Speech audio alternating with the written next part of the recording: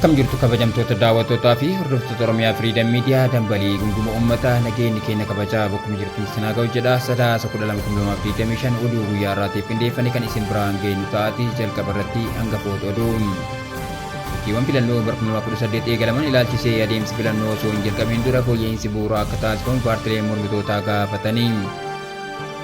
Humnoonni nageenyaa Tigraay bakkeewwan naannoo Affaar to'atan keessaa akka bahan jiraattonni gaafatan. OpenAI fayyadamtoonni suuraa viidiyoo Maartin Luuter King Jr akka hin hojjetamne dhorge. Israa'el erga walii galtee dhukaasa dhaabuu as Gaazaatti gamoowwan 1500 ol mancaasteetti. OFM dambalii gunguma uummataa irraa oduu isinitti himuun kan isin waliin turu hanga daawulaabuuti amma oduu bal'inaan. Sochiiwwan filannoo bara 2018 eegalaman ilaalchisee adeemsi filannoo osoo hin jalqabiin dura fooyya'insi bu'uuraa akka taasifamu paartileen mormitootaa gaafatanii. Paartileen mormitootaa Itoophiyaa keessatti filannoon bilisaa fi akka qabeessi akka filatamu haal duree uumuu ilaalchisee ibsa waloo baasaniin sochii boordii filannoo biyyaalessaa Itoophiyaa filannoo waliigalaa bara 2018 taasisaa jiru itti dhiyeennaan hordofaa akka jiran himaniiru. Dabalataa akka taanibsiniif dhiyeessina. Paartileen mormitootaa Itoophiyaa keessatti filannoon bilisaa fi akka qabeessi akka filatamu haal duree uumuu ilaalchisee ibsa waloo baasaniin sochiin boordiin filannoo biyyaalessaa Itoophiyaa filannoo waliigalaa bara 2018 taasisaa jiru itti dhiyeennaan hordofaa akka jiran himaniiru. Adeemsa kana gama hojii fi itti gaafatamummaa boordiitiin hubannus Itoophiyaa keessatti adeemsi dimokiraasii kamiyyuu hin jiraanne haalli hojiiwwan jalqabaman dandeessan yoo hin jiraanne tattaaffiin hundi hiika akka hin qabne ifatti ibsuu barbaanna jedhanii. Filannoon Itoophiyaa kanaan dura gaggeeffame sirna abbaa irree seera qabeessa taasisuuf raawwii siyaasaa ta'uu ibsaniiru. Filannoowwan darban kun adeemsa isaanii keessatti bilisummaa akka beessummaa fi hirmaannaa kan hin qabne ta'uu bu'aan isaanis uummata biratti amanamaa fi fudhatama kan hin qabne ta'uu himanii. Kanarraa kan ka'e rakkoo siyaasaa biyyattii gadi fagoo furuu caalaa marsaa wal dhabdeef tasgabbii dhabuu ammeessuu itti fufuu ibsaniiru. Dhugaan jiru filannoo mul'ata mirga dimokiraasii lammiilee waan ta'eef aangoo bulchitootaa kan mirkaneessu ta'uu hin qabu. Kanaafuu filannoo bara 2018 nagaa fi haala nageenya qabu keessatti akka adeemsifamu kan darbe irraa adda ta'e ijaaruuf tarkaanfii dhugaa akka ta'u cimsinee gaafanna kan jedhan paartileen mormitootaa haala mijataa uumuu dhimma filannoof dhiyaatu osoo hin taane haal dureedha jedhaniiru.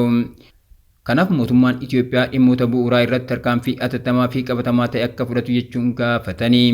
Itoophiyaa keessatti filannoon bilisaa akka qabeessaa fi amanamaa ta'e gaggeeffamuu kan danda'u haal dureen dimokiraasii bu'uuraa yoo guutame qofa akka ta'e eeranii dhimma kana gamtaanis ta'e dhuunfaan irra deddeebiin cimsanii akka dubbatan ibsaniiru.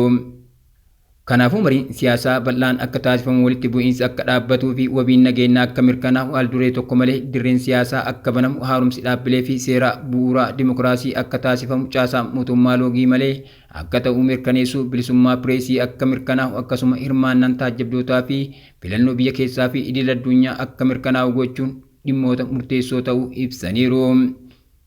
Waadaan kun jechoota qofa akka hin taanee fi haal dureewwan filannoo akka qabeessaaf mijatoo ta'an raawwatamuu qooda fudhattoonni idil addunyaa walaba ta'an kanneen akka gamtaa Afrikaa, gamtaa Awurooppaa fi dhaabbata mootummoota gamtoomanii akka hordofan akkasumas hirmaattota filannoo ijoo, boordii filannoo, paartilee siyaasaa, taajjabdoota filannoo, miidiyaalee fi dhaabbilee dimokiraasii jidduutti amantaa fi waliigalteen amanamaa ta'e uummataaf ifa ta'e mirkanaa'uu qaba jedhanii. Mootummaanis ta'e paartiin biyya bulchuu haal duree bu'uuraa kana guutuun qaamota hundaaf haala dorgommii bilisaa fi haqa qabeessa akka uumuuf waamicha dhiyeessaniiru. Filannoon haal duree kana malee gaggeeffamu kamuu faayidaa akka hin qabaanne paartilee mormitootaa ibsa isaanii walootiin himaniiru. Humnoonni nageenyaa Tigraay bakkeewwan naannoo Affaar to'atan keessaa akka bahan jiraattonni gaafatanii. Humnoonni nageenyaa Tigraay Affaar aanaa magaalee ganda Toonsaa irratti aleellaa banan kan balaaleffatuu fi bakkeewwan to'ates gadi dhiisuun akka bahan hiriira bahuun jiraattonni gaafatanii. Guutuu isaa akka taanibsiniif dhiyeessina. Humnootni nageenyaa Tigraay Affaar aanaa magaalee ganda Toonsaa irratti aleellaa banan kan balaaleffatuu fi bakkeewwan to'ates gadi dhiisuun akka bahan hiriira bahuun jiraattonni gaafatanii. Affaar aanaa magaalee ganda Toonsaatti aleellaa humnoonni nageenyaa Tigraay banan balaaleffachuuf hiriirawwan gaafatan guyyoota lameen darban kana Affaar aanutii garaagaraa keessatti gaggeeffamu jiraattonnii fi aangoon himanii.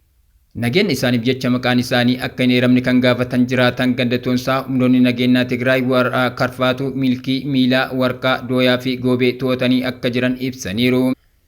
Jiraattonni hedduun sababa kanaaf qe'ee isaanii irraa buqqa'uu kan ibsan jiraatan kun warreen buqqa'anii jiran guyyaa aduu halkan immoo qorraan miidhaa garagaraaf saaxilamaa jiru jedhanii. Kana hordofees jiraattonni kunneen humnoonni nageenyaa Tigraay bakkeewwan to'atanii jiran keessaa gadi dhiisanii akka bahan jechuun wiixata darbe sadaasa 10,2025 hiriira gaggeessuun ibsameera.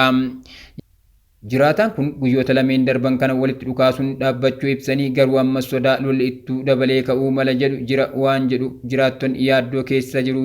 Wayita ammaa kanas jiraattonni aanaa magaalee 10,000tti tilmaaman buqqaanii bakka Aarorii jedhamu qubatanii akka jiranis dubbatanii. Jiraattota ganda Toonsaattis dabalata daangaa naannoo Tigraay kan qooddatan gandoota akka Aduu fi Faaroo keessa bakka hedduutti jiraattonni sodaa nageenyaa kana hordofee buqqaanii akka jiran ibsame. Dhaabbata miidiyaa Faransaayif AFP waliin afgaaffii kan taasisan hojjetaan qarqaarsa namoomaa tokko naannichatti walitti dhukaasni taasifamee akka ture ibsaniiru. Hojjetaan dhaabbata qarqaarsa namoomaa kun daa'immanii fi dubartoota dabalatee yoo xiqqaate namoonni 18,000 ol buqqaanii akka jiran ibsanii qarqaarsa carraan argachuu isaaniillee dhiphaadha jedhanii. Dhimma kana ilaalchisuun miidiyaa waliin turtii kan taasisan gaggeessaan aanaa magaalee tokko guyyaa kaleessaa Kibxata Sadaasa 11/2025 jiraattonni aanaa magaalee Yaayyaloo Raahilee Awwaraa Uwwa Haliillaa dhiyeenya humnoonni nageenyaa Tigraay Affaar aanaa magaaleetti raawwatan hiriira bahanii balaaleffataniiru jedhan. Guyyaa wiixataa darbellee hiriirawwan wal fakkaataan aanotii akka Abbaa Alaa fi Biiduutti gaggeeffamaa ture kan jedhan aangawaan kun hiriira kana gubbaatti aangawooti aanaa dargaggoonnis irratti hirmaataniiru jedhan. Kanaan duras kominikeeshiniin naannoo Affaar humni Abuut daangaa naannoo Affaar as ce'uun olla waanjaa humnaan to'atee jiraattota nagaa irrattis miidhaa geessiseera jechuun ibsuunsaa ni yaadatama.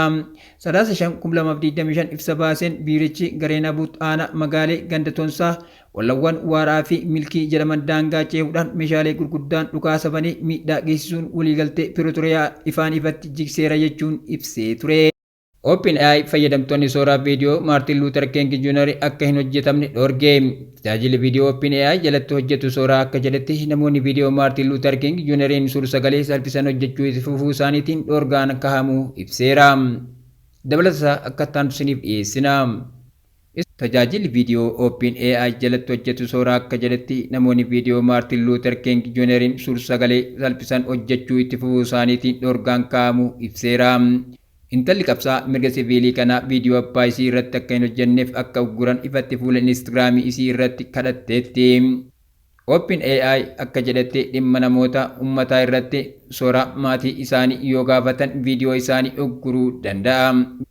Viidiyoowwan waa'ee qabsaa mirga siviilii kanaa hojjetaman keessaa viidiyoon Maartin Luuter King Jr. dhugaatii dhugee fiigaa abjuu isaatiin dhugaatii bilisaan dhuguu akka ta'e dubbate akkasuma qabsaa mirga siviilii kan isaa Malcolm X waliin wal lolu.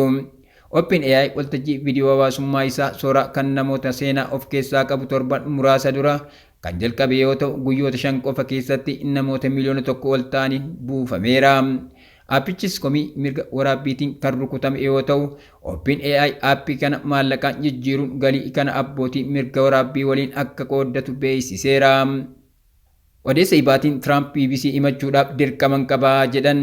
Pireezidaantiin Ameerikaa Doonaald Tiraamp akkaataa sagantaan dookumantarii Paanooroomaa haasaa isaanii gulaalee irratti BBC himachuudhaaf dirqama akka qaban himanii. Afgaaffii Fox News waliin taasisaniin haasaan isaan amajjii 2021 taasisan kukkutamee akka daawwattoota dogongorsuutti dhiyaate jedhanii. Abukaatonni Tiraamp dhimma kanarratti BBC'n yoo gaabbuu ibsee dhiifama gaafatee akkasumas beenyaa kenne malee himannaa $1 biliyoona akka banan himanii ture. Doonaald Tiraampis yaada abukaatotaatiin booda yeroo jalqabaaf waa'ee kana irratti kan dubbatanii. Kanaan dura hoogganaa BBC Samir Shah murtoo dogongoraa jechuun dhimma gulaallii sagantaa sanaaf dhiifama gaafatanii ture.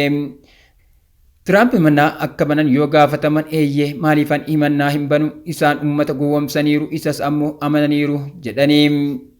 Israa'el erga waliigaltee dhukaasa dhaabuu as Gaazaatti gamoowwan 1,500 ol mancaaste. Israa'el fi Hamaas Gaazaatti dhukaasa dhaabuuf erga waliigalanii as Israa'el gamoowwan 1,500 ol mancaasteetti. Guutuu isaa akka taantusiniif dhiyeessina. Israa'el fi Hamaas Gaazaatti dhukaasa dhaabuuf erga waliigalanii as Israa'el gamoowwan 1,500 ol mancaaste. Suurawwan saatalaayitii irraa hubachuun akka danda'amutti erga onkoloolessa 10 as Israa'el Gaazaa bakkeewwan to'annaasii jala jiranitti gamoowwan hedduu diigdeetti. Suurawwan saatalaayitii BBC'n argadhe jedhu muraasa waan ta'aniif lakkoofsi gamoowwan mancaanii kanaa ol akka ta'utu amanama. Akkaataa waliigaltee jaarsummaa biyyoota akka USA, Turkii, Kaatarii fi Masrii Israa'el gamoowwan Gaazaa diiguun waliigaltee dhukaasa dhaabuu akka cabsuutti ilaalama jedhanii kan falman jiru. Akkaataa yaada waliigaltee dhukaasa dhaabuu Gaazaa Doonaald Tiraamp dhiyeessaa turanitti sochiin opereeshinii waraanaa lafoos haa ta'u qilleensarraan Gaazaa keessatti gaggeeffamuu hin qabu. Haa ta'u malee BBC'n suurawwan saatalaayitii irraa akka mirkaneeffadhe jedhetti waraanni Israa'el erga waliigalteen dhukaasa dhaabuu Gaazaa mallattaa'es gamoowwan Gaazaa mancaasuu hin dhaabne jedhe. Humni waraanaa Israa'el gamoowwan Gaazaa kan jijjiirsaa jiru bakka Yellow Line jedhamuu fi akkaataa waliigaltichaatti to'annaa Israa'el jala jiru keessatti. Karaa baha Gaazaa magaalaa Raafaatti suuraa saatalaayitii waanuma wal fakkaataa agarsiisa. Gamoowwan hedduu waliigaltee dhukaasa dhaabuu dura turan amma mancaaniiru. Kaaba Gaazaa naannoo kaampii Jabaliyaa Sheejaayiyaa fi bakkeewwan birootis gamoowwan Gaazaa jijjiirsuun itti fufeera. Israa'el garuu gamoowwanii fi manneen Gaazaa itti fuftee mancaasu akka waliigaltee dhukaasa dhaabuu cabsuutti hin fudhattu. Qondaala duraanii nageenya biyyaalessaa Israa'el kan ta'e Itaan Shaamir gochaan Israa'el kun waliigaltee dhukaasa dhaabuu cabsuutti akka hin lakkaa'amne hima.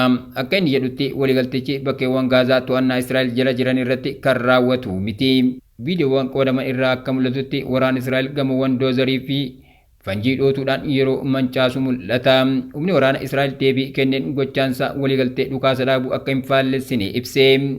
Akkaataa waliigaltichaan caasaaleen shororkeessitoota ulaa lafa jalaa dabalatee Gaazaa keessa jiru hunduu manca'uu qaba. Israa'el wantoota yaaddoo ta'an waliigalticha cabsanii fi bu'uuraalee shororkeessitoota mancaasaa jirti jedha deebii waraanni Israa'el kenne.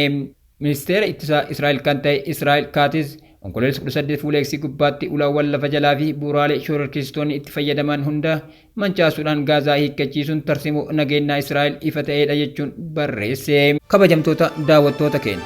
Tamsaasa keenya akka namoota hedduu bira ga'u peejii keenya follow share gochuun akkasuma YouTube chaanaalii keenya subscribe godhuu hin dagatinaa. Oduun guyyaa kanaaf qabanne kanneen turanii waan nu daawwattaniif galatooma.